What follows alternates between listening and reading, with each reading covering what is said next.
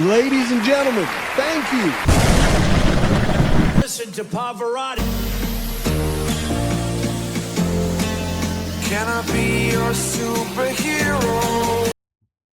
Hello, welcome to The Revealing. I am your host, Pavarotti, and I'm here to discuss the Idaho 4 case. Now, in this video, this is probably one of the last videos I'll do on the actual location of Bryan Kohberger's phone and where he was likely that evening. And if you watch the video that I did the other day, I forgot what I titled it, Ray's wrong or something like that, proof. I'm going to clarify a few of the things that I pointed out in that video because I always thought it would be very, very important to finally nail down three things because it's all related to the CSLI. When Kohberger was last seen on the network at 254, you know, what happened between 247 and 254, those 7 critical minutes and what they show, what happened at 448 and back to his apartment and what all that was about. And then finally, the 23 trips. Now, I've gone through the 23 trips in great detail. The video that I did the other day, I've gone through what happened before his phone went off the network, which was he was traveling south, unlike Ray said in that interview. And I'll back that up a little bit more in this one. And I know a lot of times people think that I just look at stuff and I just come up to some kind of conclusion based on what I'm looking at that day. And I assure you it's not the case. Whenever I come up with a conclusion on something now that I have so much more knowledge than I used to have, I mean, it's there's a lot going into that conclusion. And most of the time, the conclusions aren't even mine.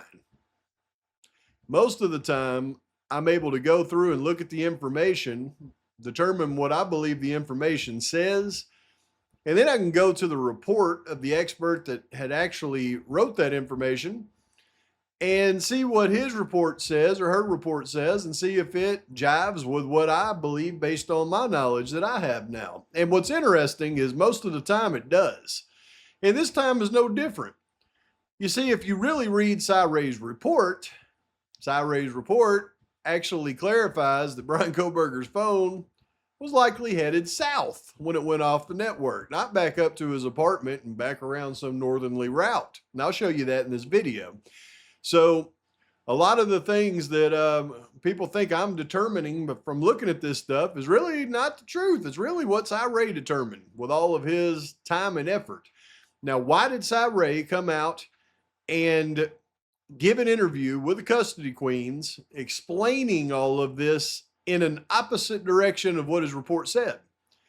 And there's a lot of suspicion around Ray for doing that. There's a lot of conversations. I believe I heard a conversation the other day where somebody was really contemplating how, you know, they're coming to our community and basically trying to use our community to say, hey, Bryan's guilty, to shut our community up. And that is nefarious. And I agree, that does seem a little bit suspicious. Because Ray didn't go to Nancy Grace or, you know, Bryan Enton or someplace like that. They came to our community that keeps an open mind, went to the custody queens, just like the other experts. Why would they do that?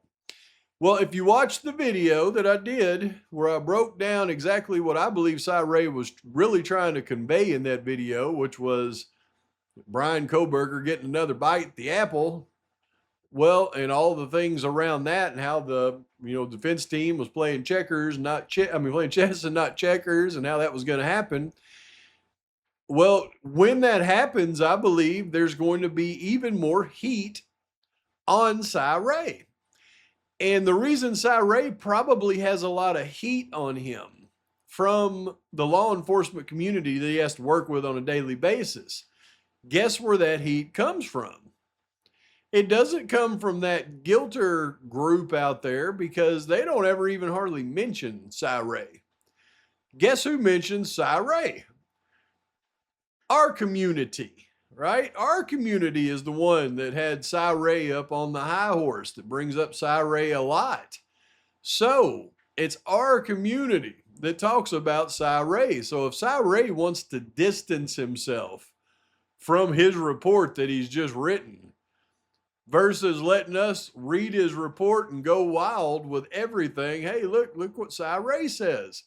Well, the smart thing for him to do to distance himself is to come to our community, which is the one that's talking about this stuff, and then say something that's in total contradiction of his report. Because now that he's done the work that he's done on the case, if you listen to him, most of the work that he's done around certain issues in the case, it seems like the prosecution at some point took a lot of it, the FBI took a lot of it, and that's why they removed a lot of the pages out of their final cast report. So that's all put to the side now. And the defense doesn't need Cy Ray, even if they go to trial, because they have Tom Slavinsky. That was their expert in the beginning anyways that brought Cy Ray in on those issues. So it's, in my opinion, when everything really comes to a head, instead of having all of us talk about how Cy Ray was the hero, Cy Ray would want us to absolutely hate him so that we don't do that. So I'm just going to keep pointing out what he put in his report, not really take much into consideration about what he said in that interview, because what he said in the interview is in direct opposition to what he put in his report. And since he put it in that report and signed his name to it and provide the data to back up his opinions, well, then I think it carries more weight than the conversation he has on YouTube. With all that being said, though, we're going to dive into this thing a little bit because there's some questions that's always been on a lot of our minds. I know mine for sure, and I know a lot of yours out there as well. One of those questions is during the hearing, we heard Ashley Jennings bring up a third tower and how Frank's hearing would have had to have been ordered if she kept talking about that third tower. We also have heard a lot about the difference between the evidence that was provided to the defense, right? The defense only got the CDRs, call detail records, and the information that comes from those. And with those CDRs, all they're able to extrapolate is time on tower and a few other things, which tower and sector the phone was reporting to, without the timing advance, which timing advance, I hear people talk about it, they have no clue what a timing advance report actually does.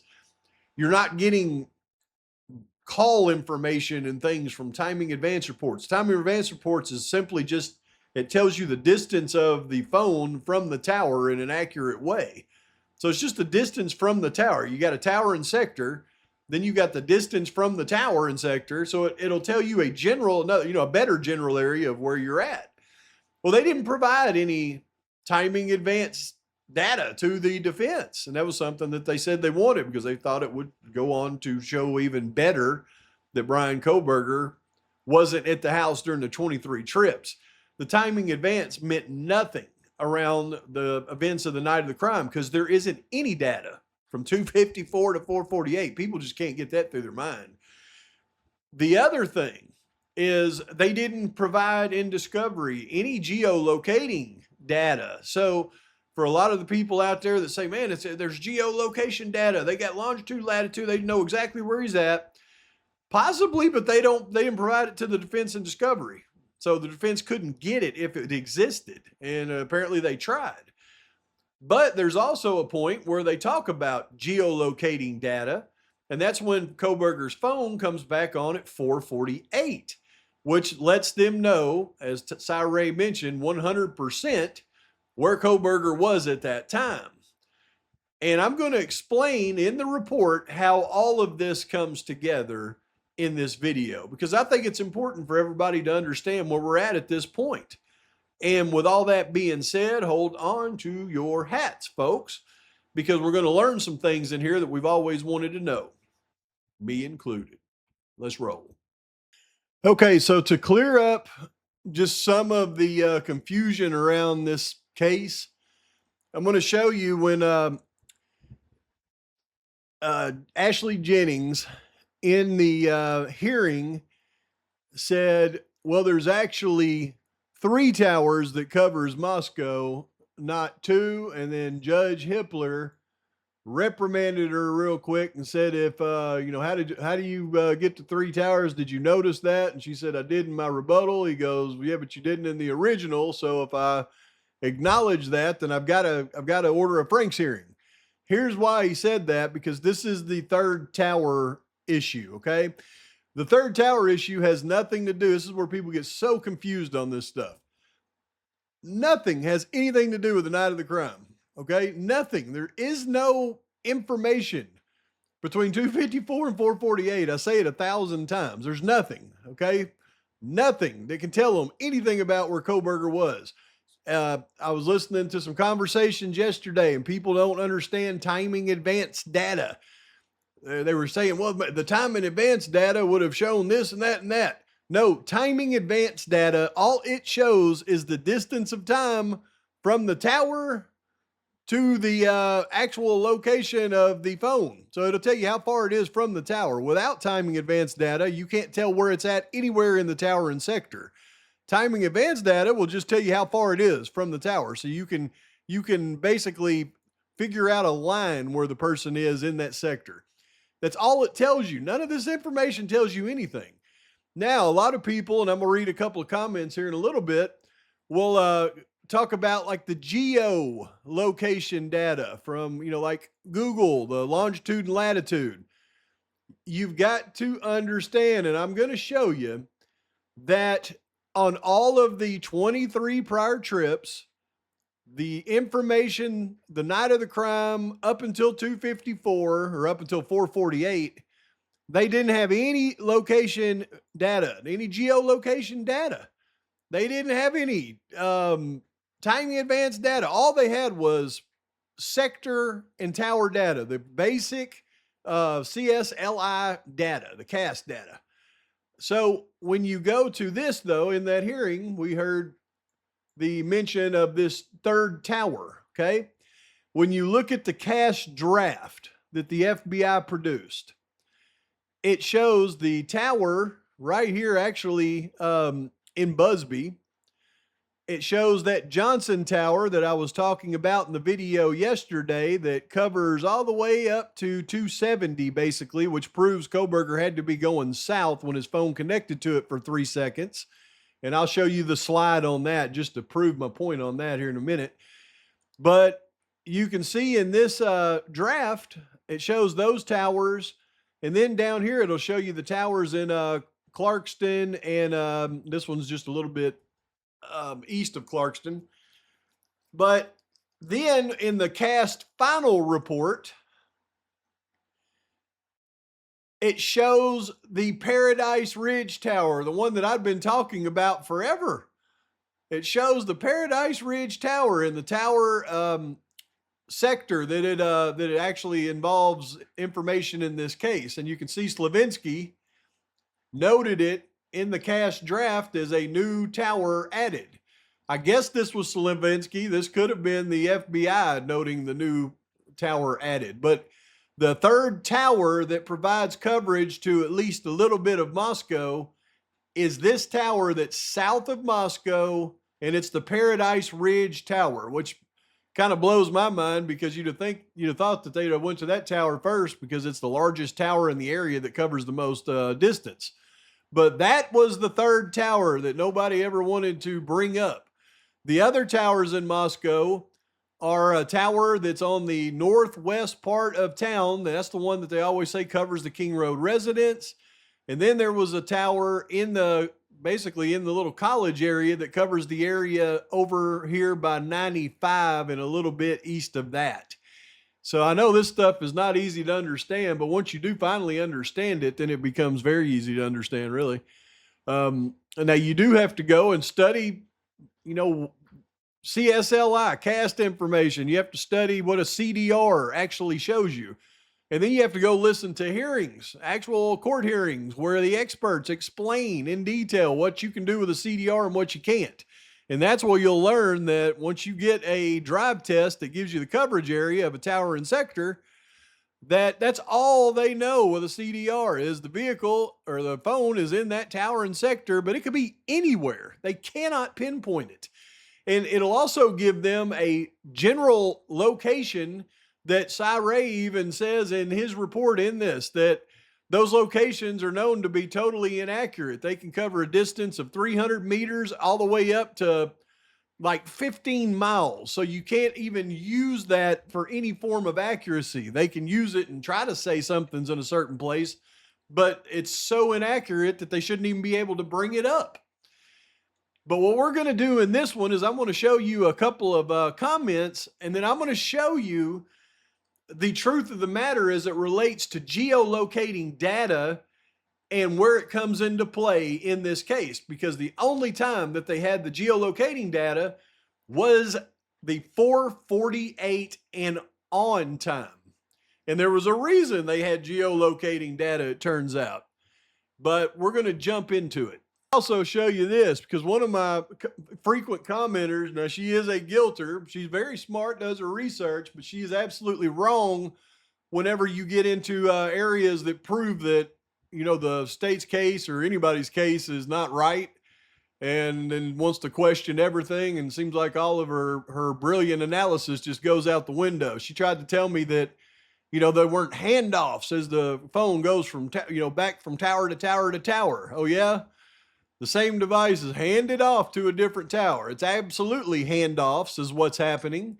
And when you look at this Johnson Tower down here, Slavinsky draws a general map of its coverage and then intersects it with the tower that provides coverage to Kohberger's residence. And you can see this intersecting area right here. For it to hit this tower for 3 seconds, then the phone had to cross over the barrier where it could actually connect to that tower, which is south. You can see if anything below this line right here is south. These are the areas where there's double connection. Now, if it was to come out of this area and connect to the tower that covers Kohberger's residence, like they say he did for after the 3 seconds, well, then the vehicle would have had to have gone back across Nevada Street Stadium Way. So that's why they thought it was Kohberger's car, no doubt. In their minds, they look at fog lamps and try to rationalize, well, how can that be? Because Kohberger didn't turn around, come down, turn around, and go back up. And when I say Cy Ray is wrong in his interpretation, don't let me fool you by any means. I mean, Cy Ray is wrong in his interpretation that he verbalized in that interview with the custody queens.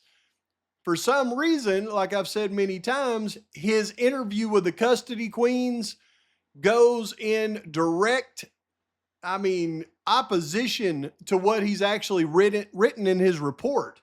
As you see right here, he goes on to say that the phone does not power off until 2:54:45 and is using the cell site sector that provides primary coverage to the Kohberger residence at that time.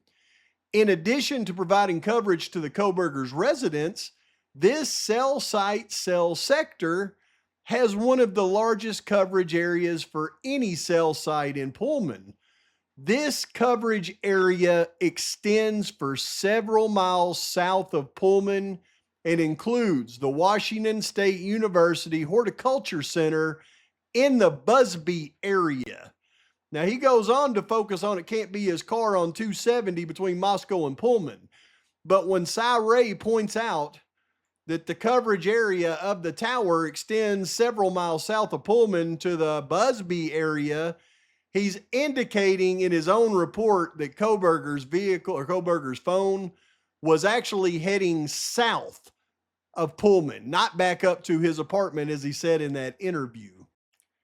And again, once you've familiarized yourself with all of these towers, including this one down here in Busby, then you'll see that the tower that provided coverage to Kohberger's residence, as he's heading south and he hits the tower in Johnson right here and then back to his tower, he says his tower covers all the way to Busby, way down here. Cy Ray knows Kohberger was heading south. I don't know why he contradicted his own report in that interview. I have a good idea why he did, though. He came down and he just kept going south. That's what the evidence shows. Or there would be video of Kohberger's car on one of these mini cameras that we know they had going back up to his residence. And since I've watched hours and hours and hours of those cameras, Koberger's car never appears in that area. So it's obvious that he came down and continued south. I mean, it's proven by the coverage data of these maps. But yeah, to say, well, that's not handoff, those are pings they're carrying. Sorry, these are not pings. They had he was on the towers the entire time. They accounted for every second. They're not pings. His phone was just connected to the tower and it's handing off. So thank you for that. No, you're smart, but you're too smart for your own good sometimes. Now let's get into these next comments. All right, so this is my guy, Michael Grisham, and my guy, Tony Stevenson. Now, Tony doesn't believe any documents or anything. In fact, if it's not, I think Hunter Johnson committing a crime, Tony won't believe anything. But still love me some Tony. Michael. Now, Michael says they think we're mushrooms.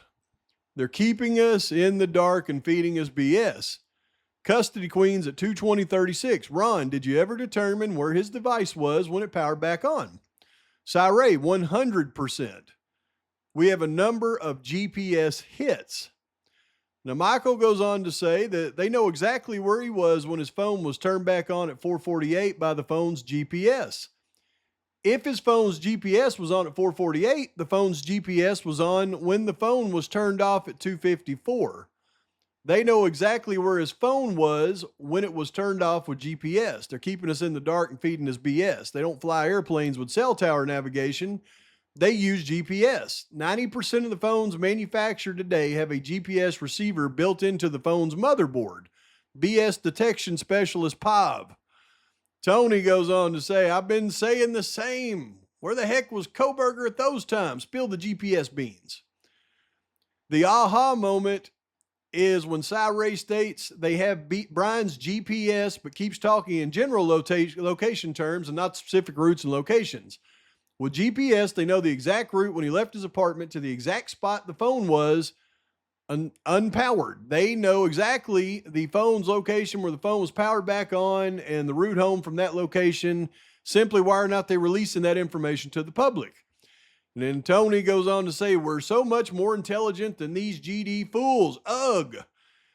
Now, I know you ain't talking about me when you say these GD fools, Tony, because what I'm about to show you and Michael here is, although y'all are correct in your thought process around why won't they show us the GPS if it turned on at 448, everything else you're talking about is actually incorrect.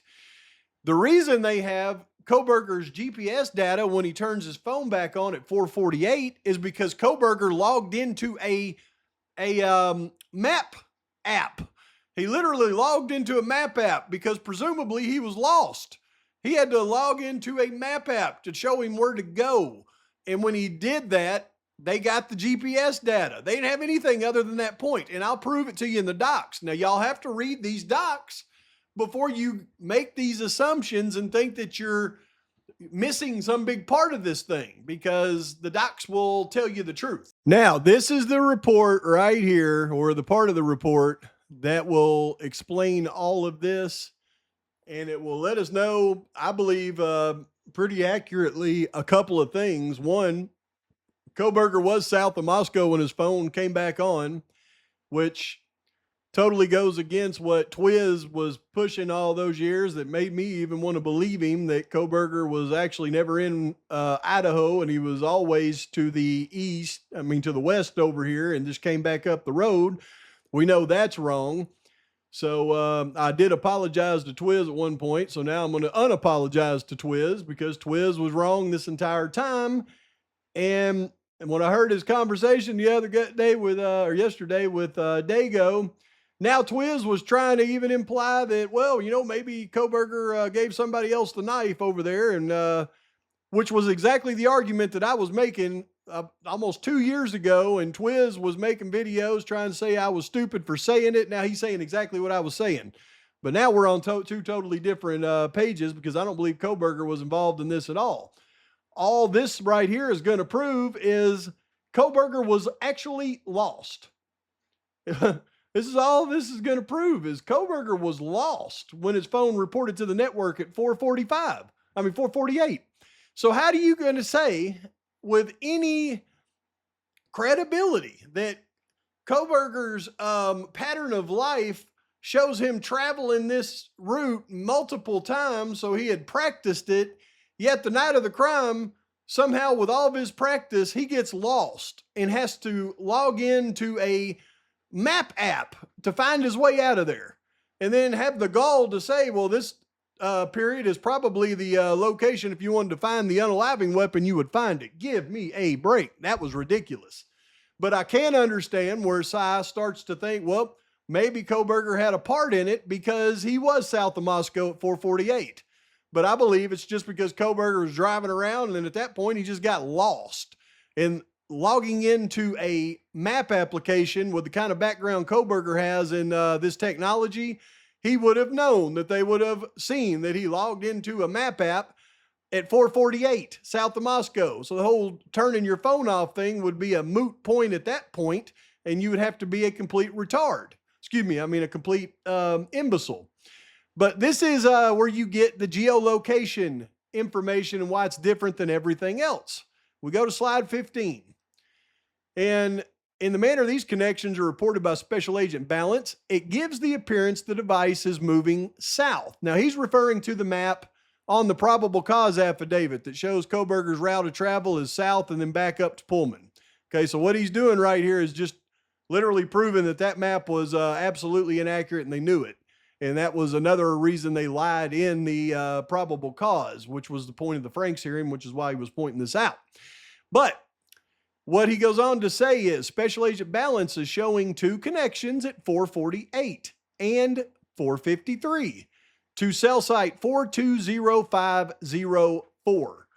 Cell site 420504 is the south-facing sector of the Paradise Tower, the third tower that the prosecution came up with. Okay, so this sector of this tower faces south.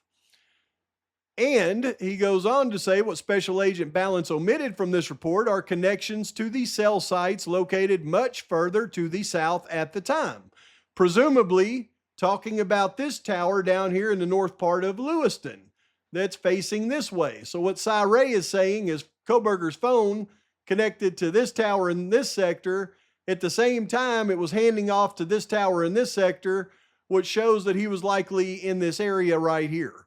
But it gets more specific. When all the available data is mapped, the phone is most likely stationary at this time about 9.8 miles south of Moscow. This is where in the interview, Cy implies that would be a good spot to go and look for the unaliving weapon because he's, turned straight guilty at this point. So ridiculous. That's a good spot to go locate where Koberger actually got lost that morning is all that proves. And as we continue, again, this error in analysis has found its way into numerous probable cause affidavits that will be discussed further in section 7. So his whole point to this was the state's route that they put in the probable cause affidavit was incorrect and they knew it. But he goes on to say, the search warrant issue to AT&T for Mr. Koberger's records included a request for the historical precision location information data, the HPLI. This data was provided by AT&T, as discussed earlier. The reliability and accuracy of this data can widely vary and should be used with caution. HPLI, again, is the location, the geolocation that comes in a CDR, call detail record, that Cy explained earlier could be so inaccurate it could show within 300 meters to, miles. So that has to be taken with caution, he says, even though he doesn't take it with caution in his interview with the custody queens. But with that said, it appears Mr. Koberger's device is using a map application, possible navigation guidance at this time. So the reason they actually have geolocating data on Koberger at 448 is because Koberger logged into a map application to use geolocating guidance to try to find out where the heck he was to get out of there. Precision location information is extremely accurate during this time period. During this time period, the accuracy is at such a level that it would be mathematically impossible for the data to perfectly match the speed. It'd be mathematically impossible for the data to perfectly match the speed and route mapped as such and can be presumed reliable. Well, he's talking about the speed and when he's talking about the speed and route mapped, he's talking about the probable cause map. All data should be considered and reliably determined through a competent analysis. The addition of the location data in this report, specifically this slide, we don't get to see that slide, would clearly show the device is not traveling south as implied. It would also be in stark contrast to the map depicting the possible route used in numerous search warrant affidavits. These connections further support the device was traveling west, not south. Of particular interest is the fact that the map presented in the search warrant affidavits illustrating a possible route cannot be supported by the FBI CAST report because of this missing data. So what Cy is saying is at this time, Kohberger logged into a map application, a navigation application. That gave them the geolocation information that provides the accurate analysis on exactly where he was at that time, that he didn't go south, that he actually went east, and he was stationary for 5 minutes, 9.8 miles south of Moscow. This is where the geolocation comes in, guys. They didn't have this on any of the other information because they didn't have Kohberger logging into map applications. So to me, that is not a pattern of life showing somebody that's playing this out. To me, that's the pattern of life showing somebody got lost, stopped, logged into their map, try to figure out how to get out of there. So it's all about the interpretation and, in my humble opinion, using critical thinking. But let me show you what this actually means. So what Cy actually means is the coverage area of this tower and sector goes far south, and he says it overlaps with the coverage area with the tower from the south. So that means these towers likely converge right here in coverage area. And with the geolocating information, he can place Kohberger exactly 9.8 miles south of the Moscow city limits, which would put Kohberger in this general area, 9.8 miles when he turns on his map app. And he says he does not go south like the probable cause affidavit suggests, that Kohberger headed directly west. So now we know Kohberger was in the general area right here at 448. And he's heading west, but he's obviously lost because he's logged into a map app. So easily could have come up, driving the back roads like he likes to do at night, got lost, turned on his map app, and then headed home. As he says, you can even determine how fast he's going as he's coming back home. So if we were going to follow Cy Ray's guilter path now, what Cy Ray said in the interview was, I could even tell you based on that 5 minutes of, him not moving, that would be the area that you would want to go and look at for the unaliving weapon. Well, taking everything that he has in his report very literally and going exactly 9.8 miles to an area in this location and getting it down to the 10th of the mile, 9.8 miles directly south of Moscow would put him on Thorn Creek Road right here. So what Cy Ray would be believing, if he truly believes it, is that likely Kohberger stopped on Thorn Creek Road and then walked over here to Thorn Creek and threw the knife in the creek. That would be a guilter mindset of Cy Ray. What my mindset is the kid was lost and logged into his map app. But that's why they have geolocation data of the 448 time period and not any other time, because he actually logged into a map app. Now, knowing what we know now and hearing what Cy Ray had to say in that interview with the custody queens, I find this to be interesting. And this was an article published on June 17th, 2025, just less than a month before the actual plea deal. And it's interesting to me that it came up at that time based on what Cy Ray said in the interview, and we look at the context around it. And y'all may remember this, you may not, but here's an article that will explain it. Bryan Kohberger update. Private Eye recruiting volunteers to search for knife used in Idaho 4 killings. This weekend, a private investigator plans to lead a group of volunteers in a hunt for the knife used to kill 4 University students in November 2022. Koberger is accused of killing the 4 students and is expected to go on trial this summer. At the time of the killings, Koberger was a PhD criminology student at Washington State University, located about 8 miles from the crime scene. The murder weapon used in the slayings was never found, and according to Fox 13, a private investigator plans to find it this weekend with the help of community volunteers.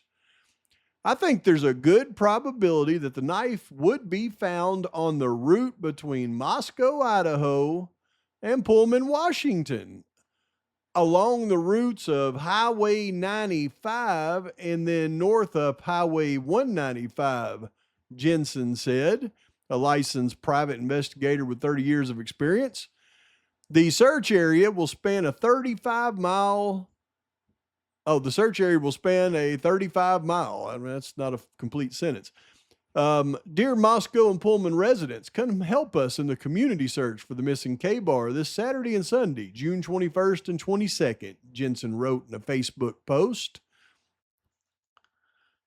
And it talks about Kaylee, Maddie, Ethan, and Xana were stabbed in the knife. And if we find it, the thing to do is freeze what we're doing, back out of the scene, call the police, and have them come down and process it as a follow-up crime scene, because there may be other evidence present, not just the knife, Jensen told Fox 13. And that was kind of the gist of it. And I think they did that. Of course, they didn't come up with anything, but I just think it's interesting, that they, right before the trial, had this something that sparked this investigator, Jason Jensen, to, rally the community, go search a specific area for the K-Bar. And the area he talks about is the routes along Highway 95 and up 195.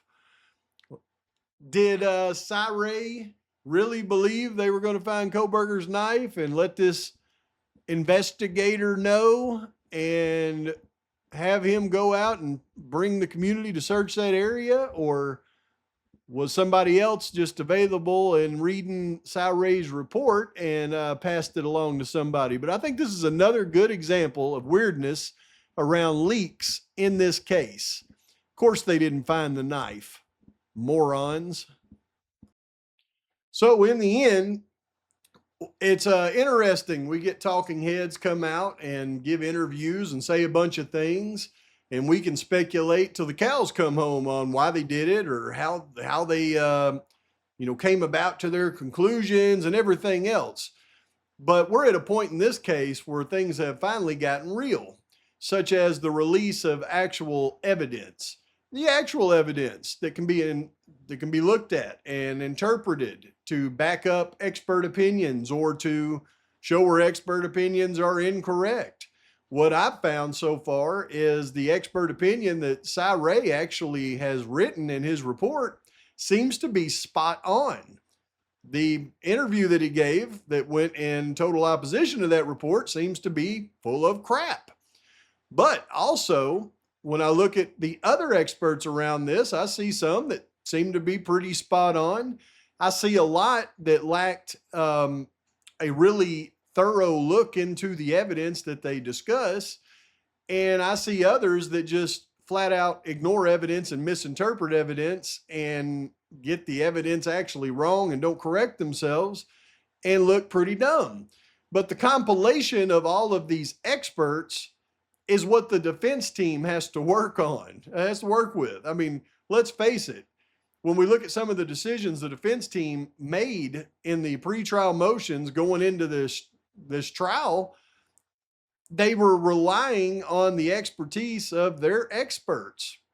I mean, they certainly couldn't rely on the expertise of what the state was putting forward because the state was full of crap on almost everything they put forward. But they had to rely on their experts to be able to put together the best possible defense for Bryan Koberger. And unfortunately, as we're learning day after day, probably not only in this case, it's probably happening in many cases, that experts are just not very good in some cases, or they just don't take enough time and put enough effort into looking at the fine details to back up their claims. So I implore the experts that when post-conviction relief is filed, this thing gets reinstated. I implore experts that actually have the integrity to take enough time to really look at the evidence and come up with some proper conclusions to look at it one more time before they go diving into that trial. I don't think they got it all done at this point because we can show them over and over where they don't.